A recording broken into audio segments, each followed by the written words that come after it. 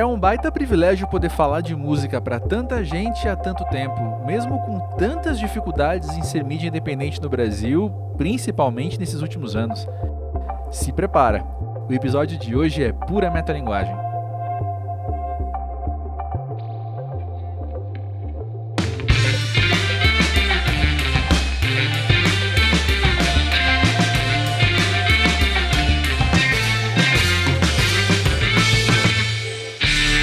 E aí, pessoal, começa agora então o segundo episódio do podcast Música pra Ver. E fica tranquilo que ele não é nenhuma aula de jornalismo cultural e nenhum manifesto pró-mídia independente, embora em um momento ou outro vai aparecer.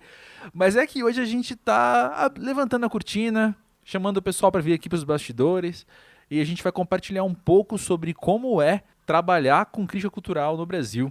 Um universo que o Música pra Ver dialoga já há 10 anos. Para isso, então, convidamos vários amigos de gerações diferentes, de trabalhos diferentes, para todo mundo contribuir um pouco contando a sua relação com mídia, sendo alguém que produz conteúdo ou sendo músico. Para começar, Vado, então, vem trazer o olhar dele, que é duplo, na verdade, porque ele é formado em jornalismo, já trabalhou bastante com isso, e também está do lado de lá, tendo a sua música avaliada, sua música sendo reportada e criticada. Olha aí o que ele contou. Vado, conhecendo você, eu sei que não só você lê muito do que se escreve sobre você, mas como também você é muito aberto às críticas negativas quando existem, porque eu percebo que você tem a cabeça também de... Por ter a formação em jornalismo e também por ser um cara sagaz, você tá lendo as palavras como elas foram escritas. Você tá desvendando o que a pessoa quis dizer. É uma observação minha. Como é que você vê isso? Eu acho interessante. Eu acho que é bem isso, cara, assim, porque eu comecei a trabalhar com música profissionalmente em 2001, né? Ano que vem faz 20 anos. Só que antes de começar a trabalhar profissionalmente, eu já fazia o curso de jornalismo e já era um amante consumidor da cena indie brasileira e da cena mainstream da MPB, do rock, né? Uhum. E eu acho interessante esse ciclo, né, de renovação que acontece nas redações, o ciclo de renovação de linguagem. Por exemplo, quando eu comecei a consumir a informação, né, lá no meio dos anos 90, início dos anos 90, ali 93 para frente, foi onde eu começo a consumir jornalismo cultural. E eu via que, assim, por exemplo, a Divina Comédia dos Mutantes, né, mais para trás ali, era um discurso mais elaborado, uma coisa mais erudita na construção das frases, sabe, assim, o estilo prevalecia, e eu vejo a transmutação nisso, a busca por uma simplicidade, por uma coisa mais reta, mais direta ao leitor, né, ao consumidor daquilo ali.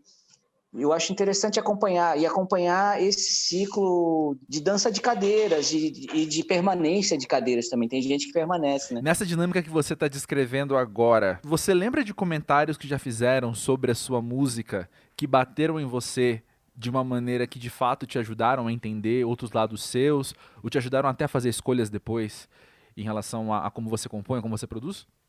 Totalmente. Eu acho que uma porradinha não faz mal a ninguém, né?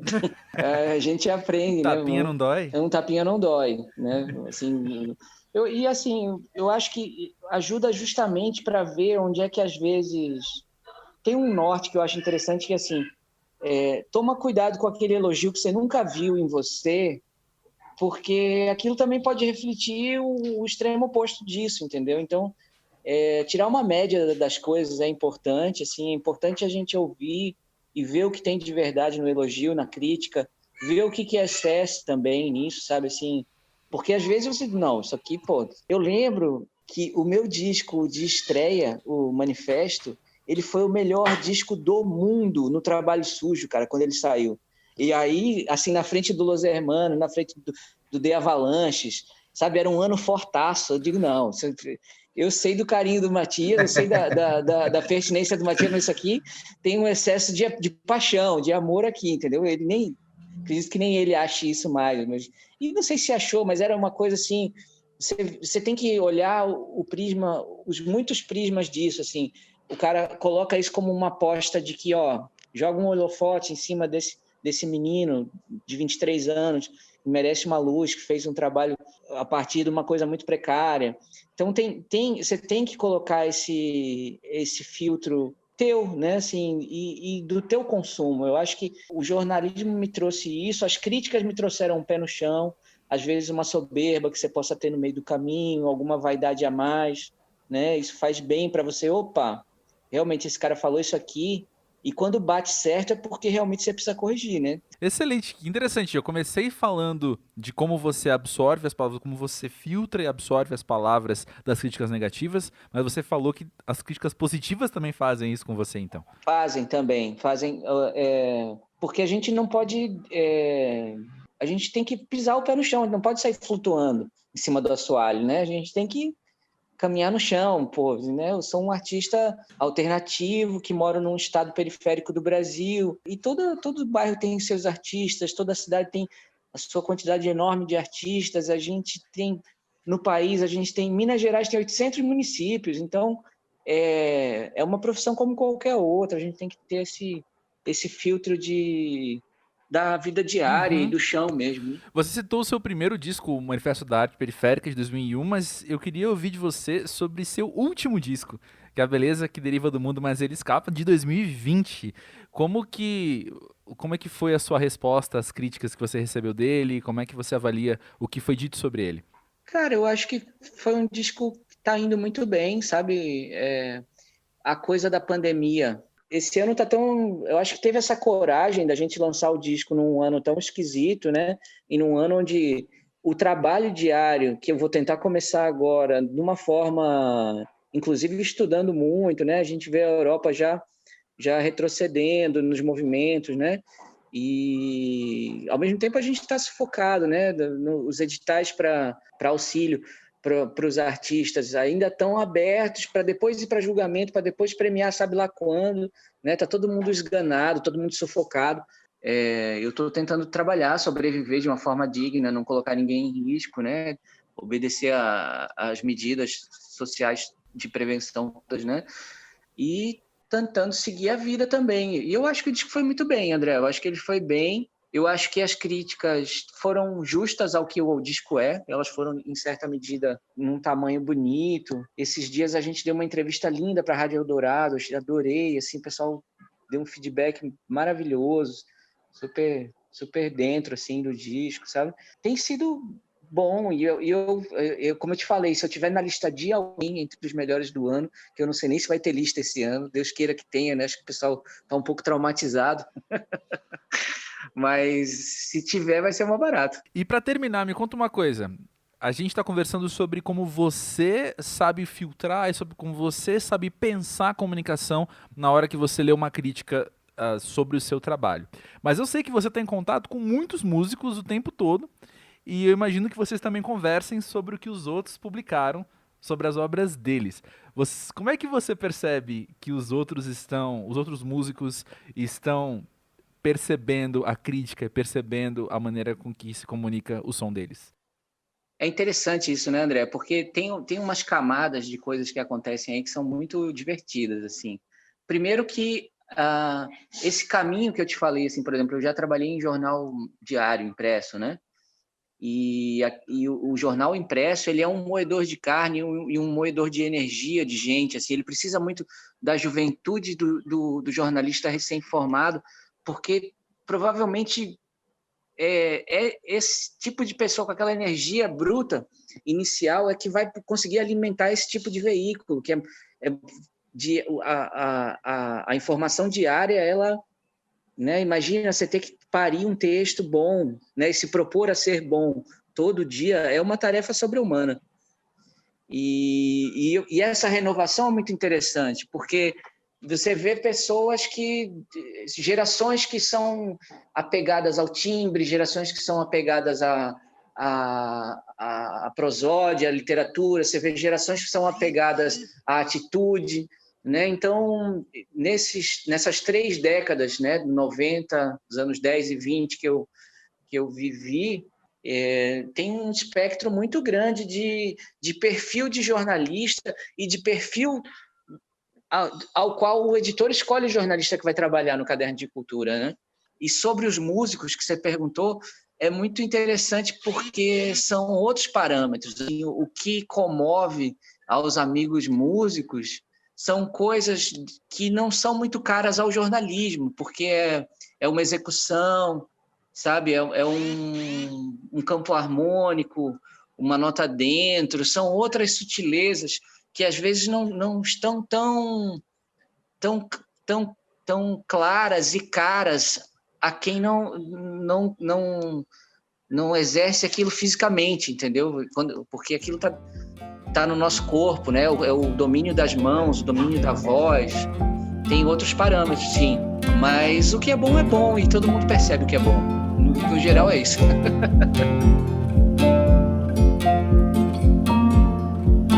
Oi, gente, aqui é a Carol mais uma vez para tentar fazer uma reflexão em cima do tema do episódio. A gente vê uma geração onde tudo é entregue muito rápido e espalhado muito rápido.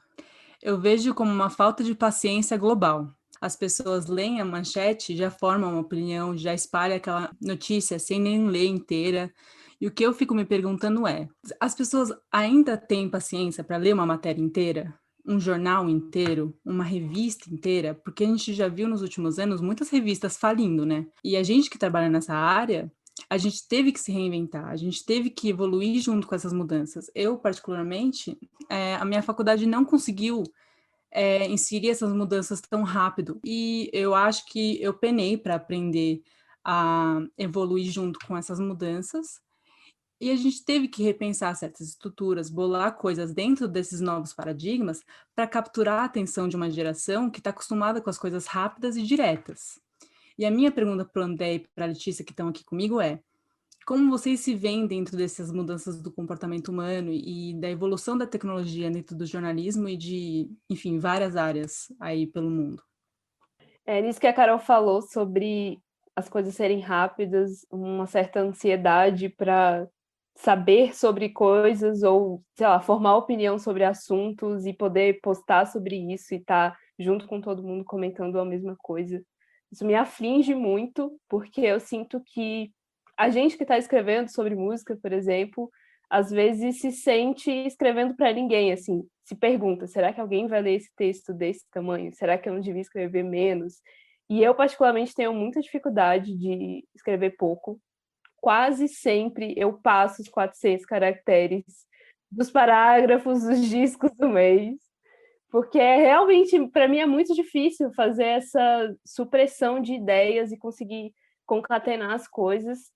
Então, eu acho que uma estratégia para mim, assim, para não ficar sofrendo, né, ter uma outra ansiedade em cima da ansiedade dos outros, é pensar que essa possibilidade de escrever menos, às vezes sei lá, usar uma imagem aqui que seria deixar uma fresta de uma porta aberta para que a pessoa que vai ler a coisa decida entrar ou não naquilo e encontrar uma perspectiva diferente do disco, né? Porque eu acho que quando a gente escreve também, a gente está empregando uma visão nossa, mesmo que seja um texto imparcial, e está deixando umas pistas ali do que é que pode ter dentro daquele trabalho e tudo mais.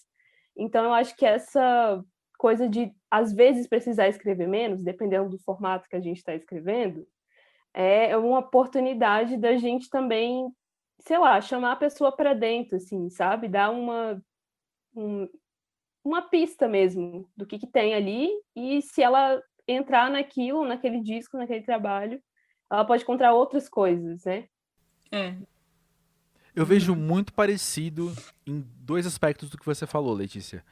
Primeiro lugar, eu entendo que o meu papel enquanto crítico ou enquanto repórter mesmo é muito mais de facilitação, é muito mais de unir duas pontas. Uma ponta é a obra, a outra ponta é o leitor, então, que vai entender aquilo do jeito dele, do que eu tentar passar uma maneira muito específica de como ele tem que pensar. Dito isso, vem a minha segunda questão, que é: eu não tenho o menor controle sobre como as pessoas vão ler meu texto. Eu não tenho o menor controle sobre como as pessoas vão ouvir o disco, vão ver o clipe. Beleza, então o que eu faço aqui? eu tento me adaptar também. Eu tento olhar e falar, como você falou, né, Letícia, assim, de buscar um certo desafio de convidar a pessoa a se envolver do jeito dela. A gente sabe que se as pessoas não estão habituadas a ler, quando elas param e veem que a barrinha de rolagem vai ser muito grande, o deslizar na tela com o dedo vai ser muito grande, ela pode não se sentir convidada a entrar naquele texto, né? Ou a adentrar mais aquelas palavras. Então eu penso que o desafio tem muito a ver com isso, assim, de como que eu posso comprimir a informação, apresentar de uma maneira que a pessoa vai querer, então, buscar mais desse assunto. Que ela vai perceber que a fruição dela foi facilitada, ou seja, né, a maneira com que ela percebe aquela obra ou aquele assunto. Eu acho que as palavras que se destacaram para mim é tipo estratégia, né? São estratégias que a gente tem que fazer, e acho que o que a Alicia falou de pistas, né? Porque eu sinto muito isso também, que eu jogo pistas para fazer com que a pessoa fique com vontade de ir atrás daquele clipe ou ir atrás daquele álbum. E eu acho que uma coisa que o Pavê faz que é muito esperto também é já deixar a playlist ali, entendeu? Então a pessoa consegue já estar no Spotify ali num cliquezinho rápido. Ela não precisa nem, tipo, se ela tiver com preguiça de abrir o Spotify, sei lá. Isso também eu acho uma resposta a uma crítica que eu faço com frequência, que é, eu percebo muita gente que tem site, ou que tem blog, ou que tem algo do tipo, que vai falar sobre música na era digital, num suporte digital, e não me dá um player. Como assim, cara? Se eu tô vendo um site, aquilo é multimídia. Eu posso ter um vídeo, eu posso ter um player com áudio, eu posso ter uma imagem que seja para me ilustrar melhor alguma coisa. Então, quando você entra e tem só um texto corrido, por quê? Eu quero dar um play, eu quero ouvir essa música, né? Eu quero sentir o que a pessoa sentiu, eu quero entender, tipo, eu, eu concordo com você 100%, assim, tem que usar todos os recursos que a gente tem, ainda mais essa era que a gente tem tantos recursos, sabe? Tipo, tem que aproveitar. E eu acho que sem a música, né, sem o play, acontece da pessoa, de repente, ela até leu o texto todo, e aí ela partiu para uma outra aba, foi fazer outra coisa na internet, já esqueceu que ela queria ouvir aquela música e não tinha o play para ela ouvir. Enfim, acho que essa coisa de facilitar realmente e dar as pistas, né, para as pessoas conhecerem Cativar a coisas atenção, novas. né? Acho que essa a geração aí que tá vindo é uma geração muito ansiosa pelo que tá vindo, qual que é o próximo, qual que é a próxima coisa que eu preciso gostar. Então, é cativar a atenção ali com pistas, estratégias que eu acho que o Pavê usa muito bem, e outros sites também, para uma geração que está acostumada com isso aí, né? É o que tá tendo, tipo, a gente tem que se acostumar com o que tá sendo entregue aqui pra gente.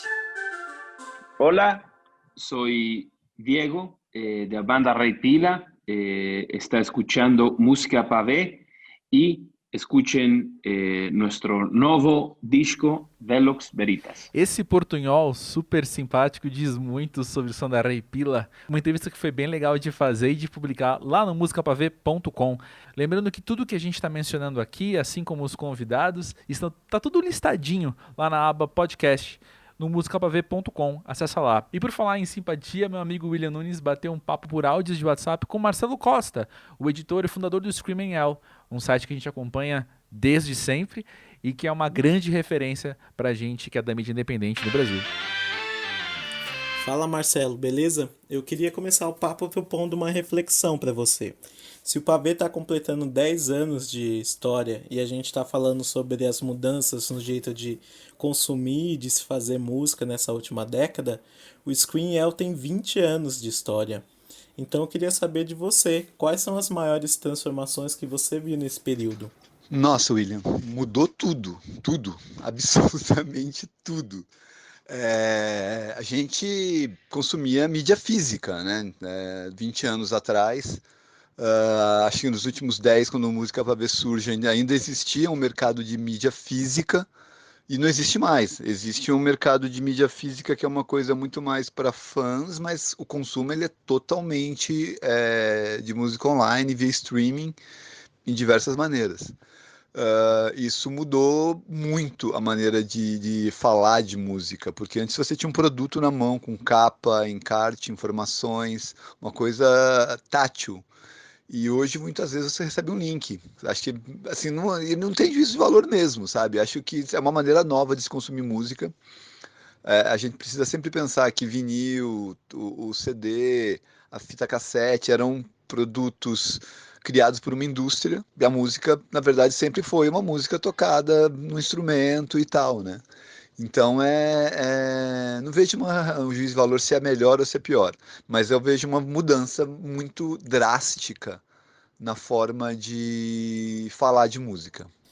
Legal. E essas transformações que você comenta, elas nos deram acesso a um volume muito maior de artistas do que a gente tinha antigamente, né? Para você, qual que é o papel da mídia enquanto curadoria ainda? O papel da curadoria para mim é fundamental. Assim, tipo, na verdade, acho que a função de quem trabalha com jornalismo musical hoje é curadoria. Acho que quando vocês surgem ali para 2010, havia-se muito uma discussão, né, praticamente a morte do jornalista musical. Qual que é a função, né, do jornalista musical nesse meio, se o público agora ele passa a ter acesso a todos os artistas, sabe? Para que quando você precisa de um jornalista musical, se o cara ele vai seguir a Anitta, por exemplo, ou vai seguir o Caetano, ou vai seguir o artista do qual ele é fã, e ele vai ter todas as informações direto ali com o artista. O jornalista musical não vai ter muito mais função, né? Então a gente passou ali uns 3 ou 4 anos ali meio que discutindo, né, o futuro do jornalismo musical, até que a gente percebesse que o volume de conteúdo que é despejado na internet todos os dias, semanalmente e mensalmente, é enorme. E tirando loucos como nós, né, que temos essa paixão, trabalhamos com música e estamos aí fuçando, buscando conhecer coisas novas, o público comum não tem esse tempo todo livre, né? O cara que trabalha lá num banco ou no supermercado, ou é professor, né? Então ele tem uma rotina ali de trabalho dele normal, ele vai precisar de alguém, né, que chegue e fale para ele, alguém de confiança, alguém com o qual ele tenha uma afinidade, né? E essa pessoa vai falar para ele, olha, saíram esses discos aqui. Porque dentro de todas as coisas que a gente ouve, a gente vai destacar esse ou aquele ali. E através desse filtro, dessa curadoria que a gente faz, ele vai conhecer certos artistas. Então a curadoria, para mim, é a função primordial do jornalismo musical hoje. É a coisa número um. Todo jornalista musical hoje, ele em essência, um curador. Porque a partir do momento que ele decide falar de artista X ao invés de artista Y, ele está fazendo uma opção de curadoria, porque ele decidiu lançar a luz sobre aquele artista para o público dele. Então, logicamente que isso vai ser trabalhado de uma maneira muito mais profunda em cada conteúdo de cada site, de cada veículo mainstream, inclusive, né? Então, a maneira com que eu faço a curadoria no Screenel, em que eu escolho os artistas que vão elencar o nosso cardápio de matérias mensalmente, eu estou aprofundando esse olhar curatorial, que depois pode ser estendido a shows, a festivais, a uma playlist. Então é uma coisa bastante ampla, mas é a nossa função primordial hoje. E para finalizar, Marcelo, eu queria saber qual que é o segredo da longevidade da mídia independente e quais são as dores e as alegrias de fazer parte dessa mídia independente musical. Eu tenho algumas teorias. Eu acho que o Screenel, por exemplo, é um site que tem 20 anos, porque é um site centrado numa pessoa que sou eu. A gente tem um núcleo de colaboradores maravilhoso, diversificado, que vai falar de vários estilos musicais e com total liberdade. Então, isso acaba tendo como norte eu, que vou ser o cara que vou editar, divulgar e determinadas matérias pautar. O Screen, durante um tempo, ele acabou sendo um fardo para mim, porque eu sempre toquei o Screen em horários livres dos meus trabalhos tradicionais, né? Então eu trabalhava 8, 10 horas em alguma redação e depois eu ia tocar o Screenel, e em determinados momentos isso ficou muito puxado, foi muito cansativo, era uma coisa bastante física, e eu demorei até ter um relacionamento prazeroso com o site, que foi quando eu percebi que tudo que eu tenho eu devo ao Screenel. eu começo a olhar ele com um respeito e um carinho que eu demorei a ter. A gente está aí com 20 anos, vocês aí estão com 10, a gente pensa em ter 30, 40, 50. Quanto tempo a gente conseguir levar um pouco de música, um pouco de informação sobre cultura em geral, fazer com que as pessoas tenham curiosidade sobre algum fator de cultura, que seja um livro, seja uma música, seja um filme, a gente vai tentar seguir. Porque, e já entrando nessa última questão da dor e da delícia, que é isso, né? O Screenel, por exemplo, o Screenel é uma mídia completamente independente, ela não tem nenhum apoio financeiro de nenhum lugar, ele é bancado completamente por mim, nessa parte financeira, de ter um site, de abrigar ele no provedor e tal. E todos os colaboradores também, eles partilham, né, de um pouco do seu tempo, fazendo entrevistas, resenhas, também sem um valor financeiro. Então a gente lida com paixão, a gente é uma delícia. Exatamente, você fica na corda bamba de ter um veículo que não tem um retorno financeiro, mas que você faz exatamente o que você quer. É isso. Com participação do Martim. Olá, ouvinte do Música Pavê. Conheça também o podcast Tenho Mais Discos Que Amigos. São 2 programas por semana. Toda quarta-feira tem um debate com a galera do portal sobre as tendências da música. Ou A Melhor Banda do Mundo, segundo eu mesmo, destrinchando discografias de grandes grupos. Ou o Sampleado, programa sobre a cultura da discotecagem, do jazz e do hip hop. E toda sexta-feira tem o seu resumo de notícias do mundo do entretenimento, sempre com entrevistas e muita interação. Cola lá em @podcasttmdqa no Instagram, tenho mais discos que amigos.com ou nos apps de podcast. Isabela Yu e Elo Cleaver são os nomes por trás da revista Balaclava, uma publicação impressa produzida pelo selo independente Balaclava Records e agora financiada coletivamente. As duas me contaram um pouco sobre como é tocar esse projeto.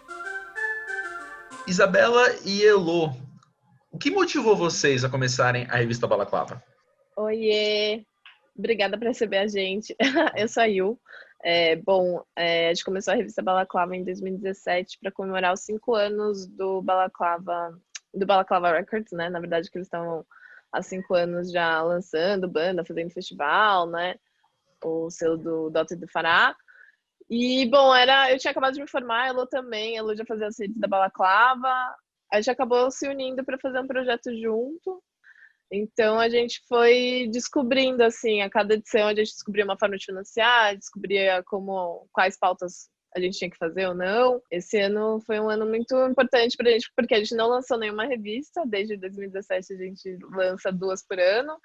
E a gente lançou um sistema de assinaturas que tá rolando super bem, então a gente tá super feliz. Foi isso, na verdade. A gente também já gostava de música, muita revista gringa, que quando a gente viajava, a gente sempre pegava, trazia de volta. Eu trazia uma pra Yu, a Yu trazia uma pra mim.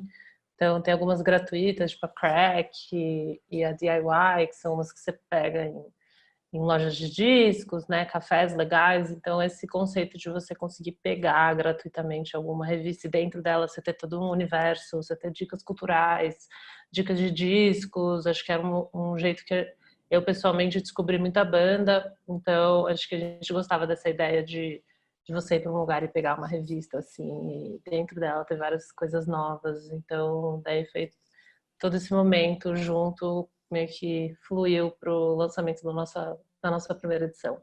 E vocês estão envolvidas com textos na web? Vocês estão envolvidas com podcast? Quando vocês vão fazer a revista, quando vocês vão trabalhar esse projeto impresso, ainda mais que vocês duas estão pensando 360 nesse lançamento da revista, quais são os maiores desafios que vocês estão tendo? Não, é que quando a gente fala de desafios, assim, a gente sempre se depara com financiamento, né? Acho que todo mundo que trabalha com cultura, assim, se depara com financiamento. Ideia, sempre isso, ideia não falta, né? Até porque a gente produz texto de qualquer pauta que seja, eu toda semana estou no podcast, toda semana a gente tem um tema, toda semana, tipo, dá para pensar, e dá para pensar muito mais se você consegue chamar pessoas para pensar com você, né? Então, se a gente conseguisse ter um time de pessoas, uma pessoa para pensar no podcast, uma pessoa para pensar tal coisa, eu acho que é uma coisa que rolaria super bem. Tem muita revista gringa que faz 1000 coisas. Muita revista brasileira, né? Você vê a própria Noise já faz uma coisa super legal. Então, você conseguir realmente utilizar todos os formatos, acho que não é nem por falta de, sei lá, de criatividade, ou da gente não sentir que, sei lá, a gente não consegue pensar dessa maneira, né? Porque, como você falou, a gente já faz várias outras coisas, mas é porque, assim, às vezes não tem braço e às vezes não tem fôlego, tipo, a gente não consegue, assim, mas a gente está, às vezes, pensando na impressão, na produção gráfica, a gente não consegue pensar no podcast para esse lançamento, já fazer um calendário de divulgação para as redes, então, às vezes, fica meio corrida a divulgação. Então, assim, é uma coisa meio que a gente tenta, às vezes, fazer tudo do melhor jeito possível, outras coisas a gente está correndo atrás. Então, assim, é meio que essa loucura de tentar confluir tudo. Cada ano que passa, acho que a gente consegue estabilizar um pouco mais, mas como a gente é muito ansiosa, a gente sempre acaba inventando mais uma coisa para fazer, né? Tipo, na última edição a gente inventou o podcast, e daí a gente vai, sei lá, inventando novas coisas. Daí esse ano foi bom também que a gente não teve revista, então a gente conseguiu meio que focar. Não, vamos focar nas redes sociais, vamos melhorar nosso Instagram. Então é bom, porque daí também na edição seguinte a gente tem essa estrutura de agora, mais uma revista. E fazendo tudo isso, todo esse trampo, o que está sendo mais legal em fazer a revista? Tudo é muito legal, na verdade. A gente gosta muito de... As partes mais burocráticas que a gente faz tudo, né? Desde envio, gráfica, e o financiamento, campanha, o marketing, as pautas. Então a gente tenta às vezes ir com calma, assim, mas para todos os processos serem legais, sabe? Nenhum que seja estressante, assim. Mas a parte criativa é sempre mais legal, né? Pensar as pautas, pensar quem vai fotografar. Eu acho que a gente acaba propondo muitos encontros de pessoas criativas que a gente acha que combina e que combina com o artista, e o resultado sempre acaba sendo muito legal. Sim, concordo, é isso, né? Conexões, seja profissionalmente, da gente chamar as pessoas para produzir coisa para revista, seja a gente fazer essa troca de post, sei lá, todo mundo que manda mensagem a gente vê, a gente gosta de, não sei, participar e ser um apoio também para as pessoas divulgarem seus projetos, assim como a gente já precisou de muita ajuda com divulga, né? Então, cada crescimento, assim, a gente também vê que outras pessoas estão começando projetos agora e quanto mais, melhor, né? Não tem muito limite. Com certeza, eu fico muito feliz quando eu vejo uma revista nova no Instagram, assim, sei lá, ou revista impressa, ou tipo, sabe, sei lá, a primeira edição é tipo, gente, vai, continue, tipo, por favor, tipo, é isso, quanto mais gente tiver fazendo um trampo criativo, divulgando som, vai tornando as coisas mais plurais, né? Todo mundo tem um ponto de vista, assim. Eu tenho certeza que a gente consegue cobrir algumas coisas mais indie, algumas coisas que a gente consegue também chamar de rap. É isso, tentando conectar e falar o máximo de sons legais, assim. E pensando no jornalismo cultural que a gente está inserido e que a gente está fazendo acontecer de maneira geral, de maneira mais macro, o que vocês mais gostam? Eu acho que agora a gente está vivendo um momento... Óbvio, a gente já vinha caminhando, sei lá, dos blogs e também agora que a gente tem vários podcasts, a gente está vivendo um momento que o Instagram também pode virar uma plataforma de música que sem ter um site, né? A gente é exatamente isso também. A gente ainda não tem um site, futuramente a gente vai ter, mas o Instagram pode virar uma plataforma, um Medium, ou... sei lá, ter um grupo no Facebook. Um grupo no Facebook de você trocar ideia de música também é super interessante. E trocar matéria, né? Trocar matérias de, sabe, entrevistas com artistas, reportagens. E isso vai se alimentando, né? Quanto mais a gente estiver conversando sobre música e trocando links, né? Porque eu acho que hoje em dia raras pessoas entram no site, né? Homepage, e nossa, agora eu vou ler tudo que saiu da Pitchfork essa semana. Tipo, é bem raro fazer isso, se não é impulsionado pelas redes sociais, né? Então, eu acho que é um momento massa, que eu vejo várias páginas surgindo também, de jornalismo independente, né? É um momento massa, mas ao mesmo tempo é toda uma crise de financiamento e como isso vai se pagar, e teve várias demissões, né, também nessa quarentena. Então acho que um momento para o jornalismo também é super caótico, porque tem um governo escroto que odeia jornalista. Para a imprensa é um momento desafiador. Para a imprensa cultural, eu acho que também é um momento da galera estar em casa e consumir mais isso, né? Consumir mais matéria mesmo, mais link, de passar mais tempo online. Então, sei lá, às vezes escutar mais música.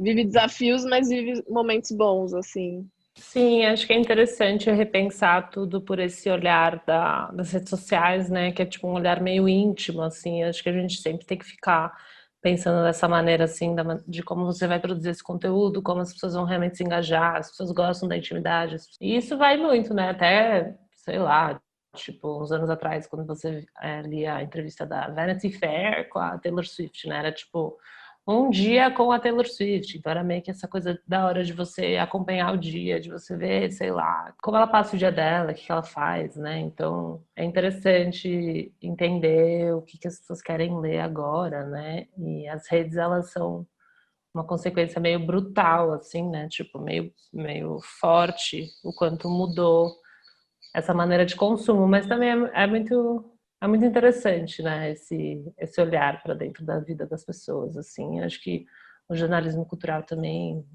carrega muito isso, assim, no jeito que você mostra esse conteúdo. Carlos Eduardo Lima reuniu toda a sua experiência escrevendo para outros veículos em seu próprio site, o maravilhoso Célula Pop. Eu conversei com ele sobre o surgimento desse projeto, e olha aí o que ele me disse. Olha, minha relação com o jornalismo musical data do século passado. Comecei na Rock Press, escrevendo ali como colaborador, né, meados ali da década de 90, 96. Desde então, eu venho me equilibrando nesse binômio jornalismo musical e uma outra forma de complementar aí a renda, né? Então, durante algum tempo eu tinha um outro emprego, mas de meados da década de 2000 em diante, eu resolvi que era a questão de levar o jornalismo para frente, né, de colaborar com outros veículos e tudo mais. E estamos aí até hoje. Fiz uma outra faculdade, né? Hoje eu estou fazendo um doutorado em História, que me ajudou muito no jornalismo musical. E seguimos hoje com a Célula Pop, que é o meu site. Minha filha, né, que demorou um tempinho para nascer, mas que está aí firme e forte. Uma coisa que sempre me orientou na hora de colocar um site próprio no ar, que já colaborei com outros sites, colaborei com Monkey Buzz, colaborei com Screaming Yell, assim, de uma maneira que não era tão profissional, mas era um troço muito afetuoso, com a Rolling Stone, enfim, outros sites. Quando eu achei que era hora de colocar o meu site, eu acho que ele tinha que ter um diferencial. Como a gente, né, tá vivendo nessa época que a gente precisa ter o diferencial. E o diferencial da Célula Pop é que ela, para poder falar de música, ela precisa olhar à sua volta. Porque ela entende que música é uma manifestação do nosso tempo, da nossa cultura, que nós estamos vivendo. Então eu procuro, e isso dá muito, muito trabalho, eu procuro sempre fazer textos e resenhas, e tudo que está no site tem, sim, uma orientação extra musical, no sentido de procurar situar quem está lendo, do contexto que aquilo está acontecendo, da época que a gente está, do que está rolando, quem está no poder, quem não está, e por quê, e etc, etc e tal. E eu não tenho nenhum medo de soar arraigado ali com relação a uma visão de mundo, porque eu acho que a gente tem que assumir isso. Eu acho muito feio quando a gente precisa abrir mão das nossas convicções por conta de algumas circunstâncias que não vão nos levar a lugar nenhum, né? Eu acho que se a gente tem que abrir mão dessas visões de mundo, que seja por uma boa razão. Então eu acho que às vezes as pessoas abrem mão disso muito rápido, muito cedo, muito fácil. Então, enquanto a Célula Pop puder, ela está ali vinculada a essa visão de mundo, sim. Eu sempre fui uma pessoa que achava que o novo não estava necessariamente vinculado ao cronológico, ainda acho isso, mas isso me fazia desprezar a produção feita na contemporaneidade de hoje. Então isso foi uma coisa que eu aprendi muito no Monkey Buzz, a dar uma valorizada grande nas coisas que estão sendo feitas agora, entendendo que isso tinha uma razão de ser, né? Ou seja, é feito agora de uma determinada forma, e isso não é menos valioso do que o que foi feito há 30 anos, 20 anos, 10 anos. Então, eu acho que o que a Célula Pop tem em comum com a maioria dos produtores de conteúdo nessa área aqui no Brasil é apresentar a novidade. A gente não abre mão de mostrar uma banda nova, de mostrar um som novo, uma coisa que está surgindo lá fora. Então, existe pesquisa para saber o que está rolando, existe um esforço para a gente poder trazer novidade. E aqui dentro, evidentemente, que é um cenário assim, borbulhante, né? A gente não pode voltar as costas para isso. E eu acho que o que a Célula Pop tem de diferente é uma forma de levar esses assuntos vinculada a mais ou menos isso que a gente estava falando da postura extra-música, da gente poder fazer com que o leitor faça a conexão dos assuntos que não tem a ver necessariamente com música. A gente fala de política, a gente fala de sociedade. Eu ontem estava escrevendo um texto sobre a peladona do Leblon versus não sei quem. Então, eu gosto de fazer esses textos. Então, eu gosto que a pessoa leia esse texto e, na hora de ler uma resenha sobre um disco, possa perceber que aquela opinião faz parte da outra, entendeu? Que existe uma coerência naquele tipo de visão. Sim. Então, apesar do site ter colaboradores, é uma coisa que me dá muita felicidade, eu acho que os colaboradores já são atraídos ao site por conta dessa visão. Eles citam isso na hora que vão falar, olha, eu gosto muito dos textos, porque eles expressam essa coisa que vai um pouco além, né? Tem opinião. As pessoas precisam de opinião. A gente está vivendo num tempo que dar opinião se torna uma raridade, né? Eu acho que a gente tem que assumir o risco, se é que existe, né? E falar, né? Então, acho que isso talvez seja o diferencial mesmo da célula. E agora chegou a hora da nossa maravilhosa matéria de capa, esse papo delicioso que foi com a Thier. Ela contou muito sobre como ela observou a relação da mídia com a música dela ao longo dos anos e falou bastante sobre o seu novo disco, Kudra. Ouve aí. Thier, adoro que a gente pode de vez em quando arranjar desculpa para conversar. Também, a gente tem se encontrado, inclusive a gente falou faz umas 2 semanas, estamos aqui de novo, muito bom. Estamos aqui de novo, já ansioso para a próxima, mas um de cada vez.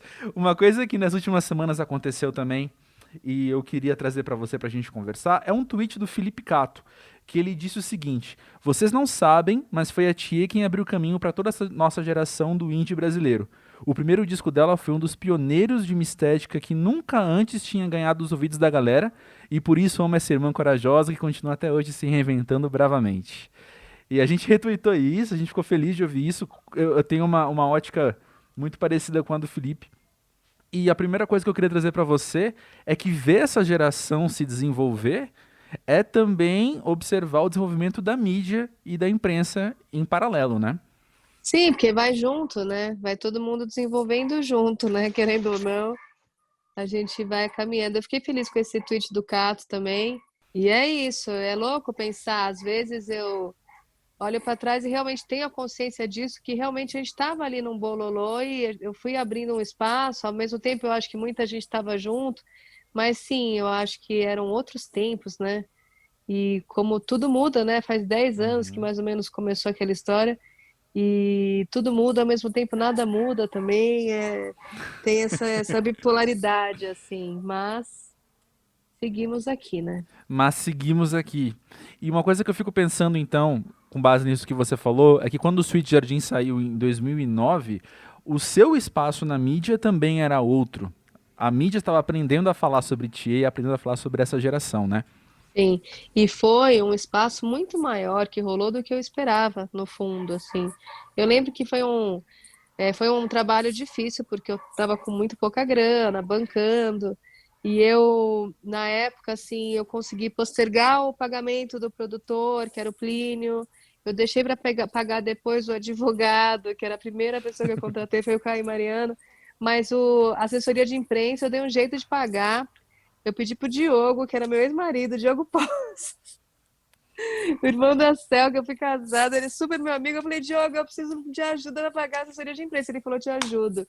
E depois paguei ele de volta, acho que eu paguei. Vou perguntar para ele 10 anos depois, né? Mas eu achei muito importante pagar a assessoria, sim, porque a Fê estava muito animada e eu entendi naquela época, né, que hoje também, às vezes eu fico meio confusa já, porque a mídia tá tão diferente, mas naquela época eu entendi o valor mesmo de ter uma pessoa para tentar abrir essa porta na mídia, e foi muito melhor do que a gente esperava, assim. A Fê também estava vindo de um estúdio SP, de um começo, assim, de Augusta, fervendo e tal, ela estava realmente muito animada, assim, com a 78, e ela conseguiu um espaço muito maior, assim, do que eu esperava, do que ela esperava, e foi por conta disso, inclusive, que eu fechei com a gravadora, por exemplo.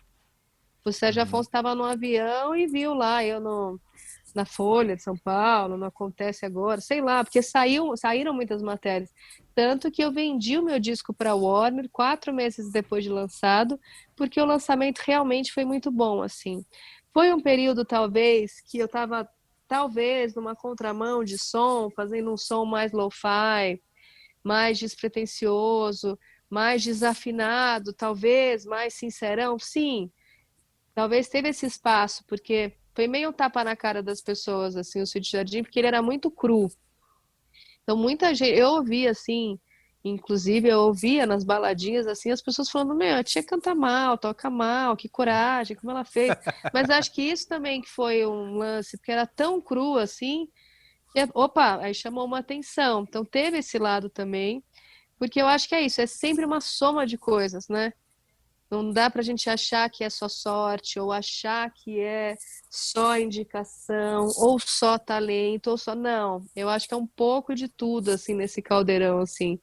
Mas que foi um bom lançamento, isso a gente não pode negar, que eu até na lista lá da Folha dos melhores discos da década, a gente entrou com o Cid Jardim, assim, então foi tipo, como assim? Sensacional. Sensacional.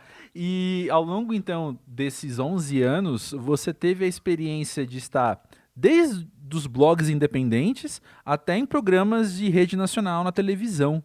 Do seu lado, sendo retratada pela mídia, o que para você esse espectro tem de mais diferente, mas também tem em comum? Eu acho que o que eu senti assim ao longo dessa vida é que muitas vezes eu fiquei realmente meio dividida. Assim, as pessoas também me colocaram nessa divisão porque eu realmente passeio nos dois lugares. Eu passeio no indie e eu passei no mainstream assim em algum momento. E eu senti que isso não é tão fácil, incomoda um pouco as pessoas também, principalmente as do indie, porque eu cantava na Casa do Mancha e também tocava em outros lugares. A noite também ficou muito famosa, então eu fazia Casa do Mancha e fui no Melhores do Ano do Faustão, assim, na mesma época, muitas coisas. Então eu senti que tem um lado que isso incomoda um pouco, porque eu não sei se é uma coisa... Enfim, existe uma coisa de achar que quando a pessoa vai para o mainstream, ela está se vendendo. E isso é um pouco curioso, porque eu acho que a gente está sempre se vendendo, porque a partir do momento que você bota o seu disco para vender numa loja ou para vender no stream, você está vendendo, não tem nem o que discutir. Ele pode valer poucos centavos lá do Spotify ou pode valer os R$10 na loja, mas você está vendendo a mais ou a menos, mas existiu talvez um certo recalque da turma mais indie, que também me achou, tipo, como assim? Que vendida, ela está indo no Faustão. E por que vendida? Eu estava indo fazer a mesma música, era eu não inventei um personagem para ir pro Faustão, continuava sendo eu, assim. Muito mais, então, eu senti esse recalque dos mais indies do que dos mais pops. Quando eu fiz o dueto com o Luan Santana, o meu lado mais indie, dos fãs mais indie, torceram muito mais no nariz do que os fãs do Luan, que me abraçaram muito mais, entendeu?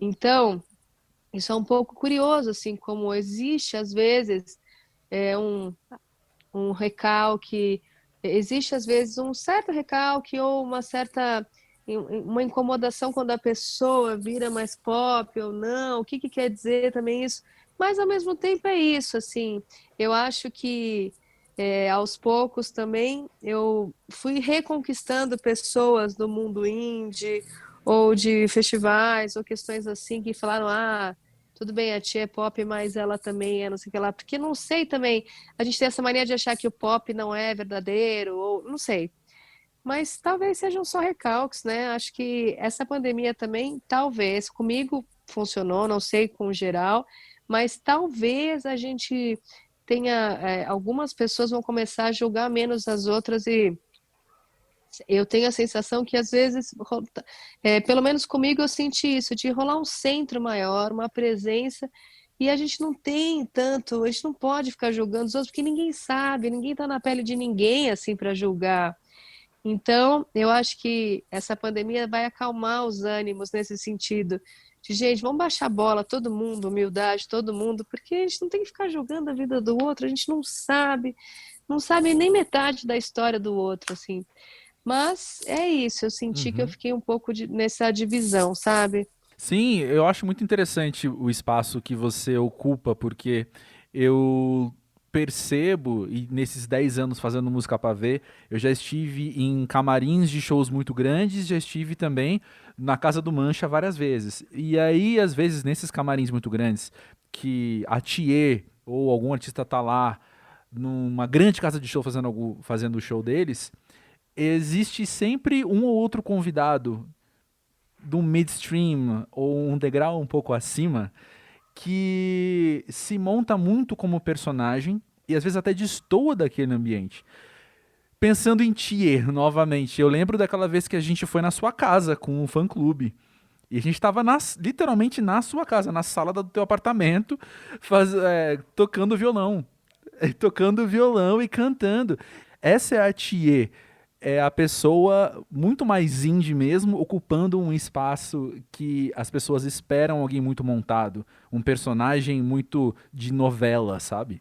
Sim, esse dia foi muito louco, inclusive, né? Foi muito louco e tá até agora nos destaques dos stories do @musicapavê no Instagram. Corre lá que vocês vão ver a gente cantando no violão. Porque foi isso, né?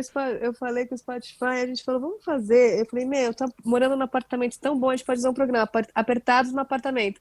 E a gente enfia um monte de gente quanto couber aqui e faz um show. E foi muito divertido. Então, sim, eu entendo o que você fala. Eu também me coloco nesse lugar. Muitas vezes eu me entendo nesse lugar. Mas muitas vezes eu sinto uma sombrinha, assim, dos índios, assim, com um cara me olhando meio torto, sabe? Como se você passa um pouco para lá, você já não pode voltar, assim. Você cancela o seu passe de voltar e você fica, gente, o que eu fiz, né? Mas tudo bem. A minha leitura é igual à sua. Eu também acho que é recalque. Eu sempre levantei essa bandeira, inclusive, que o problema sempre foi o recalque. Mas uma coisa que eu queria te perguntar também é se você teve a experiência de, ao longo desses anos todos, você ter acesso às críticas boas, no sentido não necessariamente de elas serem positivas sobre o seu trabalho, mas elas serem de fato relevantes nas argumentações delas, no que elas estavam levantando ali, e você ter uma relação de você enxergar a sua própria música por outra ótica Sim, também. eu acho que sim. Teve. Enfim, a vida passa rápido, né? E a gente muitas vezes não para entender assim, mas ano passado, como eu fiz esse DVD comemorativo, o DIS, de 10 anos, foi um momento que quando você celebra uma época, aí você entende ela melhor, assim, eu percebi isso. O fato de falar, vamos fazer um DVD de 10 anos de carreira, opa, e você para pensar nesses 10 anos de carreira mais, assim, do que se você vai passando. Então, eu realmente acho que eu realmente sou muito, agradeço muito, assim, eu tive muita chance mesmo de ser sincera no meu trabalho e de tocar pessoas da mídia que entenderam o meu trabalho também, assim. Então, quando eu releio algumas matérias ou eu vi coisas que passaram, foram muito importantes, assim, tiveram pessoas pontuais que pegaram, assim, o que eu queria falar. E isso é muito válido, é muito bom, assim. Essa semana mesmo eu falei com o jornalista da Paraíba, ele me falando coisas, assim, antigas.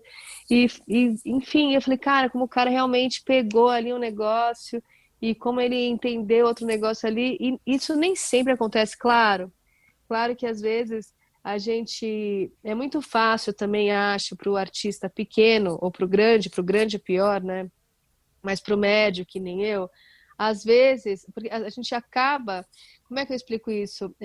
Existe um lado que pode parecer metido, e ele pode ser mesmo, quando também você pega, às vezes, algum jornalista que parece que não teve curiosidade nenhuma de saber quem você era antes de falar com você. E isso parece uma arrogância, mas é que é chato mesmo. Você vai falar com alguém, a pessoa não tem nem ideia de nada, e não teve nenhum interesse de nada, é igual você fazer qualquer coisa, qualquer trabalho. Se eu vou cantar com alguém, ou se eu vou fazer uma participação com alguém, eu vou pesquisar essa pessoa antes, entendeu? É um trabalho jornalístico, mesmo se você não é um jornalista, você faz isso, né? Você vai estar com alguém, pô, o que essa pessoa fez? O que ela cantou? De onde ela veio? Então, isso às vezes parece um pouco arrogante, mas muitas vezes acontece, tipo, realmente a pessoa fala, seu nome é Thier, ou você, sei lá, umas perguntas, você fala, meu, o cara não pesquisou nada de nada, aí dá preguiça já da pessoa como pessoa, qualquer coisa que ela fosse fazer já dá uma preguiça. E então tem muitos casos assim, que realmente você fala, meu, tá tão difícil o trabalho para todo mundo, né? Por que que essa pessoa tá com esse trabalho e uma outra mais talentosa não tá, né? Aonde que tá, assim, as injustiças da vida? Mas eu acho que eu consegui, nesse tempo, ter situações muito boas, assim, de ter uma troca mesmo, porque nem sempre é fácil. Muitas vezes também, eu vejo muitos artistas que se revoltam muito com o jornalista e com mídia, que você fala um negócio, o cara posta outro negócio, ou acontece, sei lá. Mas eu acho que, no geral, é difícil se ouvir e se ler. Então, sempre que você vai ler uma entrevista ou ouvir alguma coisa, é difícil, porque a nossa própria voz irrita, né? Não sei com você, mas eu, mesmo sendo cantora, eu escuto a minha voz falar, ai, que voz, que eu tava com rinite, que voz é essa, que cara é essa? Mas eu acho que é isso. O importante é a gente tentar ser o mais sincero possível, assim, dentro do... Eu, né? Eu trabalho assim, eu realmente tento ser o mais sincera possível e depois de um tempo eu revejo aquilo e acho que foi bom porque era verdadeiro. Não, pois é, eu vou te confessar que pra mim, às vezes, em um momento ou outro, quase me ofendeu quando eu vou conversar com algum músico e ele vira e fala, nossa, você ouviu o mesmo disco? Porque eu falo, pô, cara, é o mínimo que eu podia fazer, mas ao mesmo tempo eu entendo que quando ele fala isso, não é um comentário sobre o meu trabalho, mas é um comentário sobre o trabalho dos outros, experiências que ele já teve, né? Sim, porque acontece, meu. Agora, no Kudra, alguém me ligou de um jornal, não sei o quê, o cara não sabia nada. E não é uma questão, eu digo, parece arrogante, porque assim, como assim você não sabe que sou eu? Não é isso. Mas se você vai me entrevistar, você tem que saber quem eu sou, para você conseguir fazer uma pergunta além. Porque senão fica tudo muito raso, né? E o mundo já é muito raso. Então, assim, não é assim, eu sou famosa. Não, eu sou famosa quem? Ninguém sabe quem eu não sou famosa nada. Por isso que eu falei, parece que é arrogância, mas não é. É o mínimo que você precisa para conversar com alguém, é fazer uma mini pesquisa, ainda mais hoje, né? Eu lembro bem no começo da carreira que um jornalista, não vou citar o nome dele, mas ele falou que foi meio um chaveco, mas foi tão furado, porque ele falou para mim, nossa, eu não sabia que você era tão bonita. E aí eu falei, como assim eu não sabia que você era tão bonita? O cara não deu um Google para saber minha cara? Tipo, independente de ser, não é questão ser bonita ou não ser bonita, estou bem, não estou... Não, tipo, uma grande entrevista, a pessoa não fez uma micro pesquisa de quem você é, então realmente existe um desdém às vezes e acontece muitas vezes. Então por isso que às vezes o artista fala, pô, você ouviu meu disco, é porque é uma é uma benção. Sensacional, mas acho que o assunto paqueras e entrevistas vai ficar para outro episódio. Para hoje eu quero te perguntar uma coisa. Como tem sido trabalhar a divulgação do Kudra nessa época de isolamento, que você não tá indo aos programas, você não tá indo tomar um café com as pessoas, né? De tudo a gente tem que se reinventar, né? Ontem eu falei com o Colibri, da Rádio Atual, acho que chama. É um cara maravilhoso, assim. E ele, tia, vira a câmera, eu tô aprendendo aqui no Zoom. Eu também, eu não conseguia virar o Zoom para fazer. E ele, a gente tá se reinventando e aprendendo. Eu, sim, tá todo mundo nessa. Aí, hoje aí, você tem um programa na Globo, você mesmo tem que gravar. Que péssimo! Que pressão! Era tão bom poder ir, né? Tem lá a maquiadora, a luz. Não, agora a gente tem que fazer tudo sozinho. Então, tem lados horríveis, né? Porque... às vezes é bom, mas, putz, às vezes é péssimo, né? Eu, outro dia, gravei Cultura Livre com a Roberta Martinelli. A gente já gravou 30 vezes nesses anos, a gente é amiga, e eu tive com ela desde o começo do Cultura Livre, essa primeira vez online de casa. É isso, é estranho realmente, como toda essa quarentena é estranho, né? Você não poder abraçar, não poder chegar perto, mas ainda ter que cantar em casa, sem se ouvir direito, não sei o que lá, é mais difícil, assim. Então, é um desafio mesmo, porque tem que ficar bom, porque vai passar na TV do mesmo jeito, né? As pessoas que vão assistir do mesmo jeito, elas estão cagando, você tá em casa, tá onde, sei lá, tem que estar bom. Então, é mais tenso um pouco, eu sinto, assim. E é um pouco mais frio também, né? Porque é isso. É igual fazer live. É legal fazer live? Claro que é importante, é bom, é o que a gente tem para fazer, mas é muito mais frio, né? Você não sabe se as pessoas estão gostando, se você for ler comentários, você se perde. Então você fica lá cantando pelo computador, né? E tudo bem, acontece, é o que a gente tem. Mas é um clima bem mais frio mesmo, isso é um pouco triste. Concordo com você. Mas vamos expandir um pouco mais esse assunto da quarentena, porque o Kudra tem a ver com isso. porque a produção dele aconteceu nesse momento, né? Sim. Conta um pouco mais sobre isso, porque além dele ter sido feito durante uma pandemia, ele vem como o seu próximo capítulo depois de celebrar os 10 anos, né? Sim. E é isso, o Kudra realmente é um projeto de quarentena, assim, porque mesmo que algumas ideias de músicas já tinham nascido antes, a ideia de renascê-las e o ato de mexer nos arquivos e pensar em coisas tem a ver com a quarentena, porque eu acho que muita gente fez faxina e fez isso, né? Que foi? Putz, a gente não pode sair de casa, o que a gente vai fazer? Vamos limpar a casa, vamos mudar eu mudei de casa, né? Teve gente que não mudou e ficou fazendo faxina, vamos tirar coisa, vamos não sei o quê. Você fica inventando coisa para não ficar louco, né? Então, eu tive que mudar de casa, doei um monte de coisa. Esse movimento de você se desprender materialmente, assim mesmo, de ver que você não precisa de tanta coisa. E eu também, assim, eu sempre tive muita coisa porque eu sou acumuladora de pequenas coisas, né? Eu já fui dona de brechó, então eu tenho pequenos objetos e coisas, assim, não que eu tenha um monte de sapatos. Sapato não, eu tenho 2 sapatos, um pra show e uma Havaianas para andar na rua. Mas mesmo assim a gente acumula coisas que a gente não precisa, assim. E a mesma coisa aconteceu com o Kudra no sentido de vamos olhar o que tem. Por que essa ideia passou ali? Agora ela faz totalmente sentido, assim. Então, como a gente não podia também gravar um monte de gente, fazer não sei o que lá, é um outro tempo, né? A gente não tem nem por que gastar a grana que não se existe. Não, é tudo mais enxuto, assim, é mais enxuto de grana, de tempo, de pessoas. Então ele foi feito realmente nesse clima muito familiar, assim. Esse vizinho que veio roubar melancia fez 2 músicas comigo. Então ele foi no estúdio junto com o André, que é meu parceiro, e o Caio Alarcon, que é um outro que já estava quarentando com a gente, que é meu técnico de som. Então a gente fez nessas 4 pessoas muitas coisas assim. Algumas pessoas produziram à distância e mandaram pra gente, mas foi todo enxuto. Teve uma música que meu baterista gravou da casa dele, assim. O Cato foi gravar, teve que entrar no estúdio sem poder abraçar e cantar do lado de lá, tudo desinfetado. Então, todo esse clima é um pouco mellow, né, melancólico, é um pouco emotivo, né, talvez, produzir tudo isso.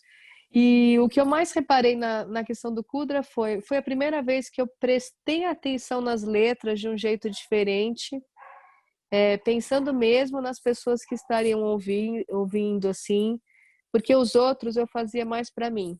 E, por exemplo, Deixa Queimar. O personagem tinha a ver com fogo, mas Deixa Queimar que se dane, se nada sobrar, é uma coisa muito intensa. E aí, hoje em dia, parece que cantar isso, cantar coisas que podem machucar o outro, eu tive mais cuidado, assim, porque não é só um disco mais... Claro, nenhum disco é só para mim. Na hora que eu boto ele no stream, ele é de todo mundo, né? Quem quiser ouvir, vai ouvir. Mas nesse disco eu tive mais cuidado com as letras, de pensar... Sei lá, por exemplo, Nasce Mamãe começava assim, olha, o mundo canta enquanto você chora, que era a coisa do bebê nascendo. E eu fico pensando, não vou cantar, isso não tem nada a ver. Tem um monte de gente chorando, com os parentes morrendo de Covid, eu vou cantar, o mundo canta. Não! Então, foi o primeiro disco que eu tive mais cuidado com a letra, pensando nesse geral, porque eu acho que está todo mundo mais sensibilizado. Assim, vai ficar assim um tempo, e por 1000 motivos. Tem gente que está sem grana, tem gente que está sem trabalho, tem gente que está sem saúde, tem gente que está sem parente, tem gente que está sozinha em casa, enfim, então está todo mundo mais emotivo. Então eu tenho tido mais cuidado, no geral, assim, com isso. E até a capa, né, toda o lance, eu estava pensando primeiro, vou fazer uma roupa de festa, que festa? Não tem festa nenhuma. Você está na sua cama, não na cama, mas você está em casa. Então, por isso que a gente foi para a cama, para as filhas, para a coisa da casa mesmo, porque realmente é o lugar mais sagrado agora, né, que cada um tem. Os que podem ter casa, né, tanta gente que perdeu a casa nesse momento, isso é tudo tão louco, né?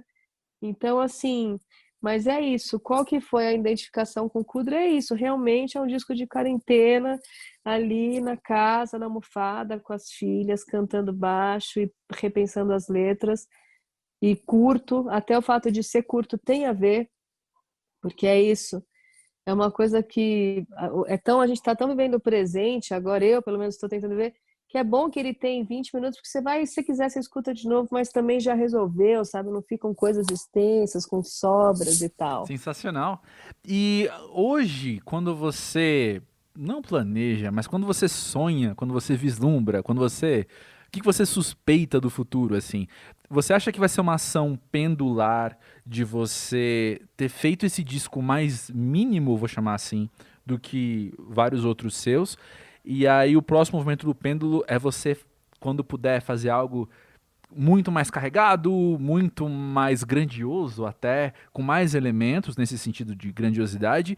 Ou você acha que essa experiência vai continuar com você olhar e falar, o que está sobrando, vamos usar só o que a gente precisa? Sim, eu tenho oscilado bastante de humor, como muita gente, acredito. Então, tem dias que eu tô fervendo de ideias e coisa, e tem dias que eu quero mudar de carreira e virar massagista. A Mora sugeriu ela falou que eu faço massagem muito bem, que eu posso virar massagista.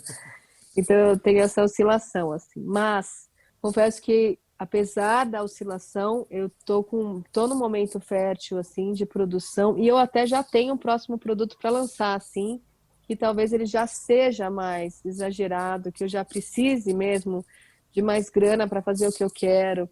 Ele já tem uma outra ideia, assim, ele é meio um curta, e quando que eu vou lançar? Não sei, queria até lançar antes, não queria esperar um ano para lançar, sabe? O tempo tá tão diferente, esse ano voou, ao mesmo tempo não aconteceu.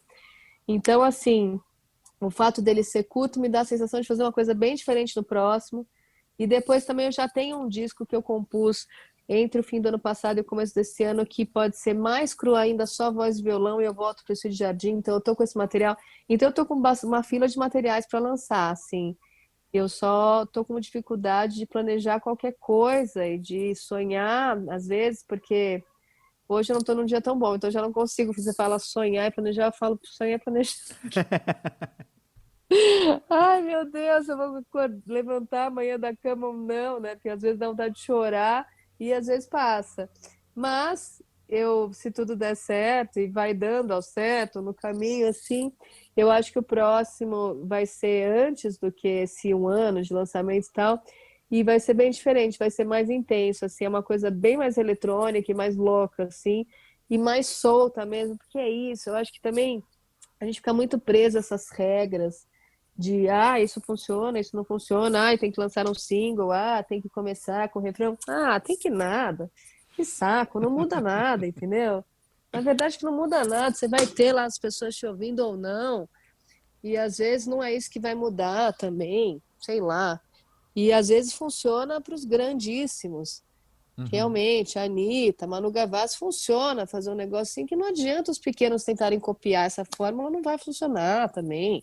Então é tudo muito relativo, né? Acho que às vezes a gente tem que realmente seguir mais o coração e fazer o que tá afim também, porque é isso, o que importa também, o que o outro tá tão se importando com você.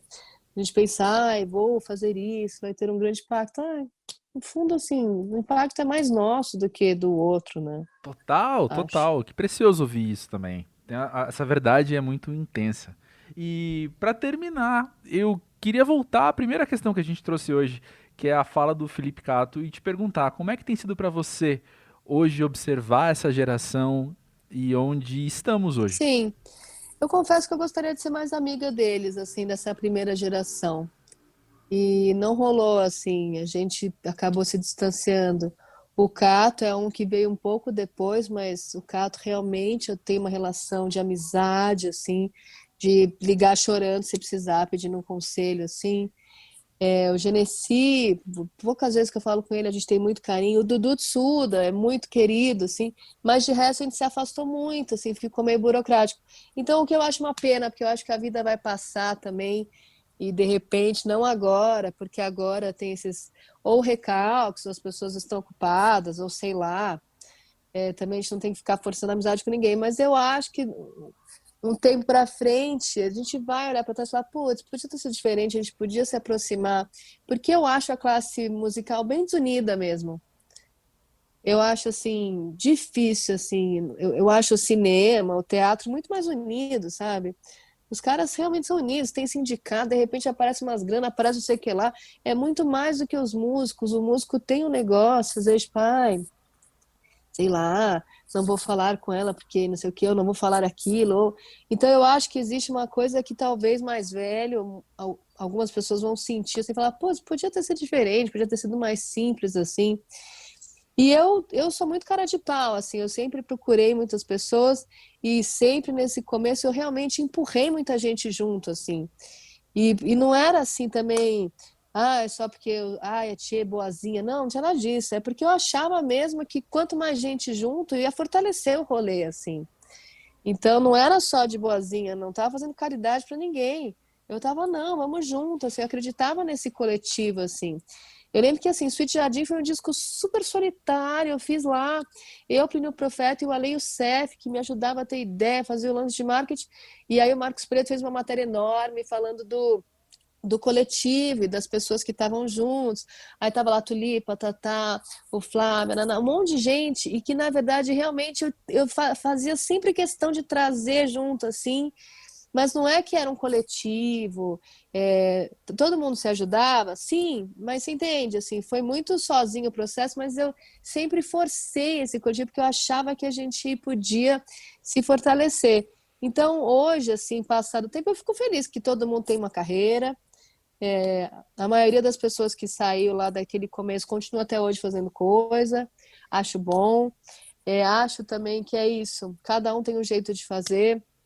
Eu, muitas vezes, sou muito cara de pau e, do mesmo jeito, com essa cara de pau que eu consegui que o David Byrne me mandasse uma música e cantasse no meu disco, ou que, sei lá, conseguiu o Luan Santana, foi eu consegui, não foi a gravadora, ou essa semana que eu mandei uma mensagem para Emicida, nossa, não falava com o Emicida, não via ele há um tempo, Emicida, como você apagou seu Instagram? Qualquer coisa. E, tipo, eu procurei na internet, não achei, eu falei, quem que apagou o Instagram outro dia? Foi o Emicida, deixa eu falar com ele. Então, assim, eu acho que às vezes também, mesmo eu tendo esse comportamento de ser cara de pau e de falar, muitas vezes eu sou vista como durona, como fechada. Então é isso, eu acho que o que importa é que tá todo mundo calcando a carreira e se esforçando e trilhando seu caminho, assim. Os talentos são diversos, né? Isso é muito rico. Acho que a gente vem de uma geração mesmo de cantautoras e de compositores, né? A gente vem de uma geração de falar as letras de um jeito real. Eu vejo, tipo, quantos filhos meus não vieram, né? Tipo, a própria Ana Vitória, tem coisas que vêm, assim, da canção doce, assim, de você cantar um segredo para alguém, essas músicas vêm. Então, acho que, de certa maneira, tá tudo certo, assim, e acho que também as coisas são como tem que ser também, não dá pra gente ficar olhando para trás. Mas eu fico feliz que tá todo mundo indo no caminho e fazendo as coisas. Termina aqui mais um episódio do podcast Música Pra Ver, e eu já quero te dar o spoiler que semana que vem o tema é criatividade. Se prepara, vai ser muito massa. E vamos continuar esse papo aqui no musicapaver.com, na aba podcast. Repito, você encontra links para tudo que a gente conversou aqui. Esse episódio foi produzido por mim, André Felipe de Medeiros, ao lado de Carolina Reis, Letícia Miranda, William Nunes e Rômulo Mendes. A trilha sonora excelente é do querido Cientista Perdido. Nos vemos na semana que vem. Até a próxima.